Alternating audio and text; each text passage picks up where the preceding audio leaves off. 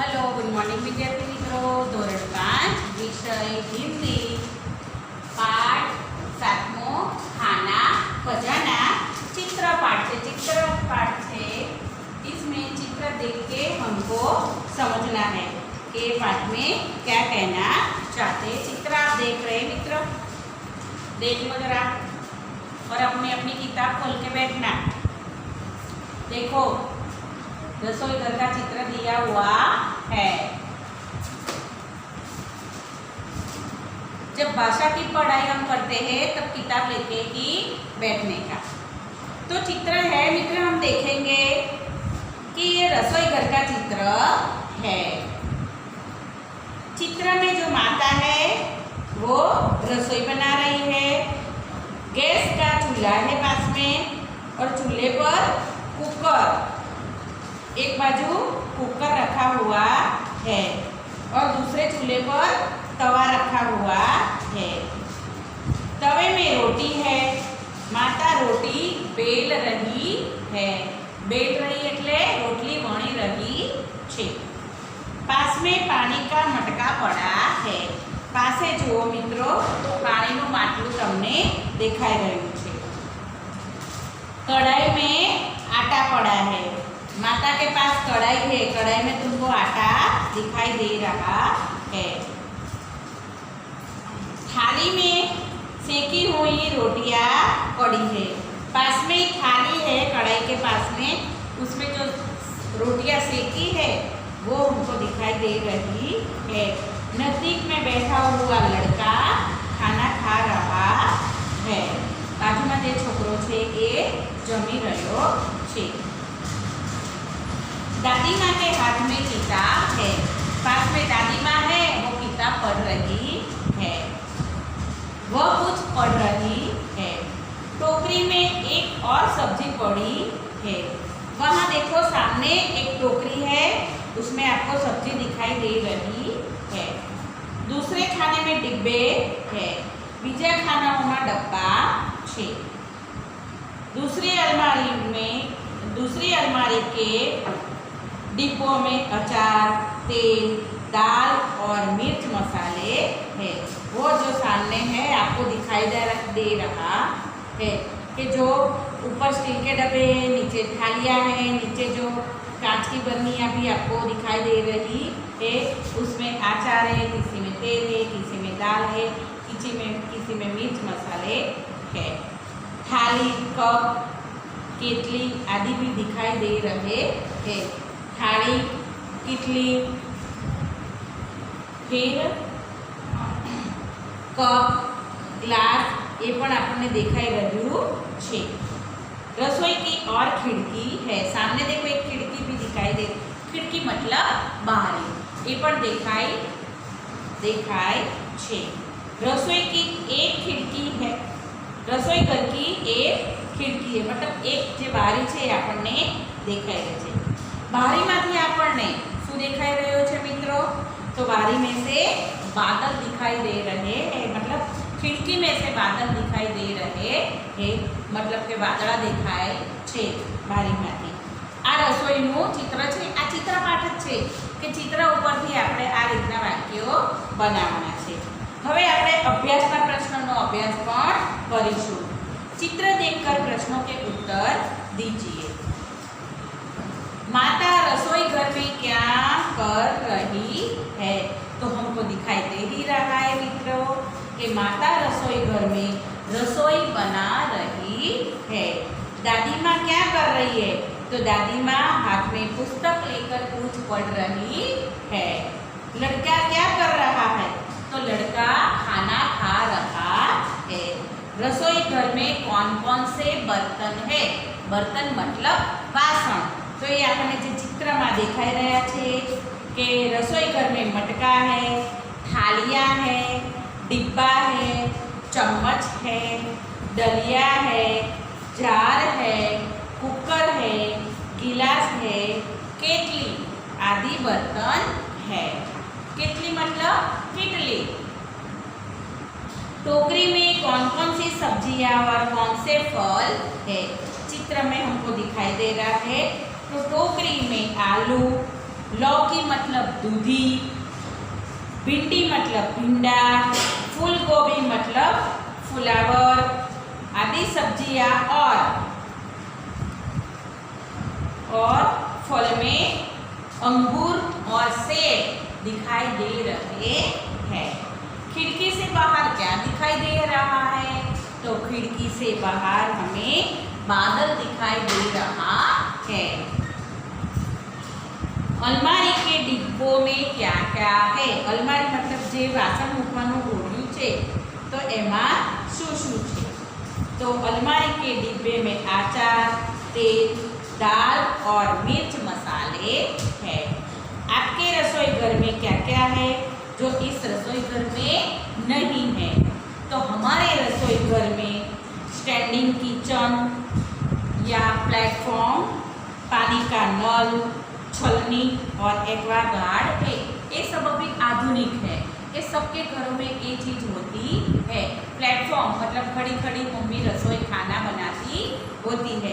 Platform के ऊपर अपना गैस स्टोव होता है। इसके साथ एक्वागार्ड हर एक घर में अभी तो होता है। पानी का नल भी, जहाँ रसोई का जो वॉश बेसिन होता है तो उसमें पानी का नल भी होता है। माता कहाँ बैठी है? तो माता गैस के चूल्हे के पास बैठी है। फिर किताब में मित्र देखो क्या पसंद है क्या नहीं है, योग्य खाने में सही का निशान करो। तो चित्र क्या है मित्रों? तो करेले का चित्र है। मजे से खाएंगे, खाना पड़ेगा, बिल्कुल नहीं खाएंगे। मित्रों जो छोटे बच्चे होते हैं उनको करेला पसंद नहीं आता, क्योंकि करेले का स्वाद कड़वा होता है। जिसको पसंद है वो खाना पड़े, जिसको पसंद है वो लिखेंगे, मजे से खाएंगे, उसमें सही का निशान लगाएंगे। बिल्कुल नहीं खाएंगे, जिसको बिल्कुल नहीं पसंद वो उसमें लगाएंगे। खाना पड़ेगा तो खाना तो जबरदस्ती नहीं है तो उसमें अपने क्रॉस का निशान लगाएंगे। सेब, दूसरा चित्र है सेब। सेब यानी सफरजन। तो सफरजन तो बधाने भावे तो मजे से खाएंगे, उसमें हम सही का निशान लगाएंगे। तीसरा चित्र है मित्रों आम। आम मतलब कैरी। तो कैरी पण बधाने भावशे तो आपणे मजे से खाएंगे, उसमें निशान लगाएंगे। चौथा चित्र है जलेबी। वो भी हम मजे से खाएंगे, उसमें सही का निशान लगाएंगे। उसके बाद है आइसक्रीम। तो आइसक्रीम भी मजे से खाएंगे। करेले में सिर्फ आपको सोचना है करेले पसंद है तो मजे से खाएंगे। जबरदस्ती मम्मी खिलाती होगी तो उसमें लिखा हो कि भाई हाँ मम्मी जबरदस्ती खिलाती है, मतलब खाना पड़ेगा। और जो आपको नहीं खाना है, बिल्कुल नहीं खाएंगे, तो उसमें आप सही का निशान लगा सकते हैं। उसके बाद है मित्रों, तुमने अपने रसोई घर में माँ या पिताजी को खाना पकाते हुए देखा होगा, जरा बताओ तो कैसे बनता है बेसन के पकोड़े, गेहूं से रोटी और दूध से चाय। तो मित्रों आपको पता होगा कि बेसन के पकोड़े को तलकर बनाए जाते हैं। आपने देखा होगा कि तळीने बनावता होय। बेसन एटले चणानो लोट અને पकोड़ा एटले भजिया। तो तमारी मम्मी भजिया बनावती हशे तो तमे जोता जशो कि तळीने बनावती हशे। गेहूं से रोटी। तो रोटी होती है वो हम कैसे बनाते हैं? सेक कर, गैस के ऊपर सेकते हैं, उसको तलते नहीं हैं। दूध से चाय। तो दूधनी चाय बनाईए आपणे तो एक उकाळीने बनावता होईए छे, हिंदीमां कहीशुं उबालकर। आगे मित्रों चित्र में माँ को खाना बनाते हुए दिखाया गया है। क्या खाना बनाना केवल माँ का काम है? नहीं तो बताओ और कौन कौन खाना बना सकते हैं। मित्रों ये जरूरी नहीं है कि हमेशा माँ ही खाना बनाए। कभी माँ की तबीयत भी खराब हो जाती है तो घर के जो दूसरे सभ्य होते हैं, दूसरे व्यक्ति होती है, उसको भी कुछ न कुछ बनाना आना चाहिए, तो किसी को भूखा रहना पड़े नहीं। थोड़ी बहुत जब मम्मी खाना बनाती है तो थोड़ा थोड़ा कुछ हमको भी सीखना चाहिए। भले आप बच्चे हैं तो थोड़ा बहुत तो कुछ न कुछ आना चाहिए। तो इसके अलावा कभी माँ की तबीयत अच्छी नहीं होती या माँ को कहीं ज़रूरी काम से बाहर जाना पड़े या बाहर गांव जाना पड़े, तो तभी हम घर में और पिताजी होता है, भाई होती है, भाभी होता है या बहन होती है, तो किसी न कुछ बच्चे छोटे होते हैं तो उनको कुछ ना कुछ तो बनाना आना चाहिए। और ये लोग दूसरे होते हैं वो खाना बना सकते हैं। नीचे दिए गए चित्र को देखकर कहानी बनाइए। बराबर। तो मित्रों पहला चित्र दिया है और आप देख सकते हैं कि कमलपुर नामक गांव था, उसमें एक बूढ़ा किसान रहता था, उनका नाम रामू चाचा था।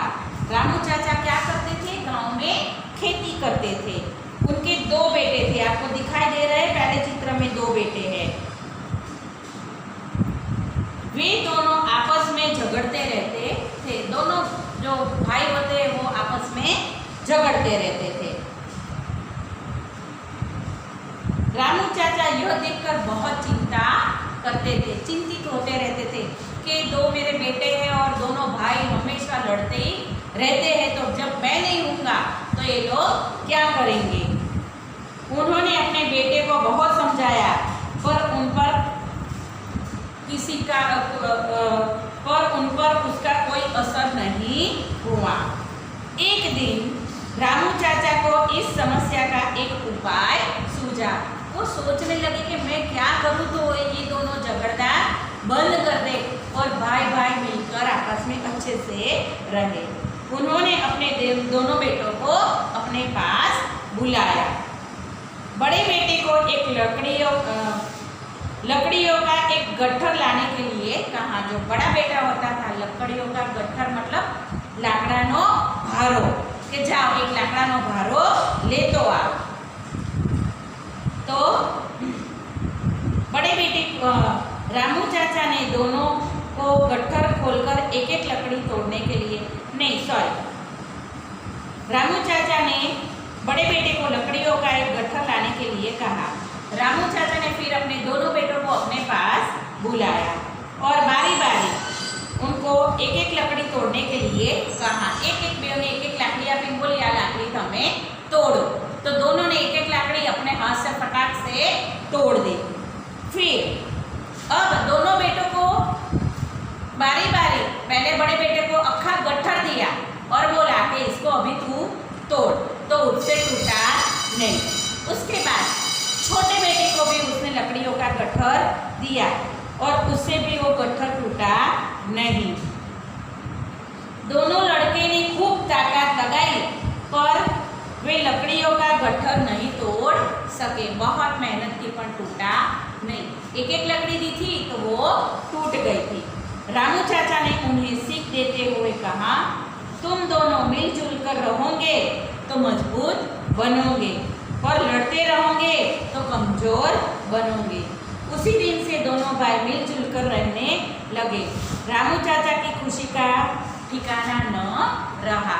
मतलब सम से अगर कोई काम अकेले करते हैं तो मतलब अकेला रहता है बेटा तो सामने कोई भी समस्या होती है तो हल कर सकता नहीं है, पर दोनों भाई मिलजुल कर रहेंगे तो समस्या का हल जल्दी से हो जाता है।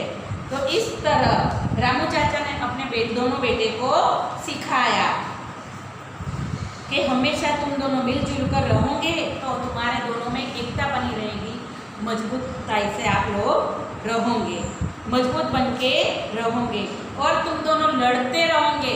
मतलब कोई भी काम मिलजुल कर करोगे तो एकता से तुम्हारा काम हो जाएगा और लड़कर रहोगे, लड़ते रहोगे और तुम अलग अलग से तो तुम कोई काम कर सकोगे नहीं। आगे मित्रों इस कहानी के आधार पर थोड़े प्रश्न है वो भी हम समझ लेते हैं कि रामू चाचा कहाँ रहते थे। तो रामू चाचा कमलपुर नामक गांव में रहते कि ये कहानी में आपको होमवर्क में दूंगी, आपको अपनी नोट में लिखनी होगी। रामू चाचा क्या करते थे? तो रामू चाचा खेती करते थे। रामू चाचा को किसकी चिंता थी? तो रामू चाचा को अपने झगड़ते हुए दोनों बेटों की चिंता थी। रामू चाचा ने लकड़ियों का गट्ठर क्यों मंगवाया था?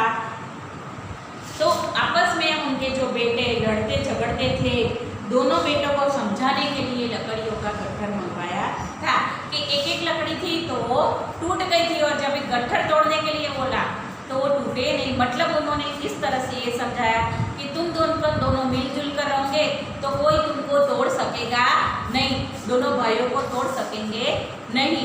पर तुम दोनों अलग अलग रहोगे तो लोग तुमको तोड़ देंगे, तुम्हारा फायदा उठाएंगे। रामू चाचा के बेटे लकड़ियों का गट्ठर क्यों नहीं तोड़ सके? क्योंकि गट्ठर में लकड़ियां मिली हुई थी, एकजुट थी, इसलिए वो लोग नहीं तोड़ सके। एक एक लकड़ी तोड़ने से क्यों टूट गई? क्योंकि अलग होने से ताकत कम हो जाती है, इसलिए एक एक लकड़ी तोड़ने से टूट गई। अभी मित्रों हम आगे स्वाध्याय है, तो उसमें दो चित्र जो दिए हुए हैं, दोनों चित्र ध्यान से देखिए। चित्र में 10 अंतर है, उन्हें ढूंढ कर लिखिए और चित्र में मनचाहा रंग भरिए। ये आपको अपने आप करने का है। पढ़िए और समझिए और लिखिए। लड़का तो लड़के, पुस्तक तो पुस्तकें, कमरा तो कमरे, पंखा तो पंखे। एक वचन और बहुवचन दिया है, वाक्य हमको लिखने नहीं है, परीक्षा में सिर्फ वचन बदलिए तो इसमें आपको ये आएगा। पंखा, पंखे, कमरा, कमरे, पुस्तक, पुस्तकें, लड़का, लड़के। मतलब एक छोकरो तो छोकराओ, આપણે જેમ ગુજરાતીમાં કરીએ છીએ કે પુસ્તક તો પુસ્તકો, બરાબર? તો આવી રીતે તમારે આમાં વચન બદલી આવી શકે છે। आगे विशेष प्रश्नोत्तर से मित्रों, उसके पीछे हम देखेंगे किताब में कि योग्यता विस्तार इतना जानिए। फूलना नाम छे, अनाजना नाम छे, सब्जीओना नाम छे, हिंदी में अने गुजराती में। ये हूँ तमने होमवर्क में आपीश, तो तमारे ए चोपड़ी में तमारे लखवानुं रहेशे। आ होमवर्क में आपीश नहीं, पण ज्यारे पाठना सवाल जवाब पूरा थई जाए त्यारे तमारे आ बधा ज नाम हिंदी नोट में लखवाना रहेशे। चोपड़ी में फूलना, अनाजना अने शाकभाजीना। तो चीकू, फूलना नाम आपणे फरी एकवार वांचीशुं। चीकू तो चीकू, नारंगी, नारंगी, संतरा, संतरा, द्राक्ष तो अंगूर। अमुक जे जुदा नाम छे तमारे याद राखवा पड़शे। जमरूक तो एने कहेवाय अमरूद, केरी तो एने कहीशुं आम, केळू तो केला, रायण तो खीरनी। परीक्षा में आवा जुदा नाम पूछाई सके छे के नीचेना आपेला शब्दों गुजराती शब्दों हिंदी लखो अने हिंदी शब्दों गुजराती लखो, तो तमने आवड़वुं जोईए। नारिયેળ, नाळिયેર तो नारियल, फालसा तो फालसा, सीताफळ तो एनुं जुदुं नाम छे शरीफा, दाडम तो अनार, શેરડી तो ईख अथवा तो गन्ना, सक्करटेटी तो खरबूजा, आपण जुदुं नाम छे। चीबड़ू तो आर्या, तरबूज तो तरबूज। अनाजना नाम में छे, अनाज अने कठोळना नाम अमुक भेगा छे आमां। तो अड़द तो उड़द, जुवार तो ज्वार, चोखा तो चावल, बाजरी तो बाजरा, वटाणा तो मटर, तुवेर तो अरहर अथवा तुवर। बराबर शब्द जोजो आमां तमारे एक पण शब्दनी भूल हशे तो आमां मार्क कपाई जशे, कारण के अर्धो मार्कनो शब्द होय एमां पण तमे जोडणी खोटी लखी होय तो तमारो मार्क्स कपाई जाय छे। मकाई तो मक्का, मग तो मूंग। एवी ज रीते शाकभाजीना नाम बाजुमां आप्या छे मित्रों। अळवी तो अरवी, कंकोड़ा तो कंकोड़ा, फुलेवर तो फूलगोभी, गोभी नहीं गोभी, दूधी तो लौकी, टामेटा तो टमाटर, तुरियो तो तुरई अथवा तोरई, पालक तो पालक, कांदा डूंगળી ने આપણે કહીશું હિન્દીમાં પ્યાજ, રીંગણ તો બેંગન, વટાણા તો મટર, રતાળુ તો રતાલુ, આદુ તો અદરક, શક્કરી તો शकरकंद, सूरण तो जमीकंद अथवा सूरण, कारेला तो करेला, कोळू तो कुमड़ा, कद्दू, गाजर तो गाजर, गुवारसिंग तो गुवारफली, टिंडोळा तो चचरीडा, कुंदरू, बटाका तो आलू, परवल तो परवल, फुदीनो तो पुदीना, पुदीना, कोबी तो बंद गोभी। મૂળી, ભીંડો તો ભીંડી, મૂળો તો મૂળી. આ નામ તમારે લખવાના રહેશે. તમને હોમવર્કમાં આપીશ. બીજા વિશેષ પ્રશ્નોત્તરમાં તમારે જે વિકલ્પો આપીશ એ તમારે બધું જ હોમવર્કમાં લખવાનું રહેશે. આવી રીતે જ મિત્રો રસોઈના સાધનોના નામ છે એ પણ તમને આવડવા જોઈશે. એ તમને હોમવર્કમાં આપીશ. કે તપેલી તો એને હિન્દીમાં કહીશું પતીલી, કડાઈ તો એને કહીશું કડાહી, ચીપિયો તો એને આપણે કહીશું ચિમટા, સાણસીને આપણે કહીશું સંડસી, આંગળીને આપણે કહીશું ચોક્કા, બરણીને કહીશું જાર, કડછો તો એને આપણે કહીશું કલછુલ, વેલણને આપણે કહીશું બેલણ, મસાલિયાને આપણે કહીશું મસાલાદાન, ભાતિયાને આપણે કહીશું કરછી, નાનો તાવેથાને આપણે કહીશું પૌની અને રોટલીના ડબ્બાને કહીશું રોટી દાન. મિત્રો આ રીતે ફળના નામ પણ છે. આ બધા જ નામ તમારે હોમવર્કમાં લખવાના રહેશે. કે દ્રાક્ષને આપણે કહીશું અંગૂર. ના, આ તો અમે તમને સમજાવી દીધું. જાંબુને જામુન. જે પણ નામ તમને હોમવર્કમાં આપું એ તમારે લખવાનું રહેશે. આ પાઠ આપણો અહીંયા પૂરો થાય છે. આગળના વિડીયોમાં આપણે પાઠ 8 ભરત મિલાપ સમજીશું. જય સ્વામી નારાયણ. આ તો બંધ થઈ ગયું 20% કેન્સલ. હું તો ઉતારે દઉં છું. અહીંયા કોઈ હોય નહીં ને એટલે આ વસ્તુ થાય. જો નથી વિડીયો જ ઉતર્યો. શી ખબર. ચાલુ કરું છું તો બેટરી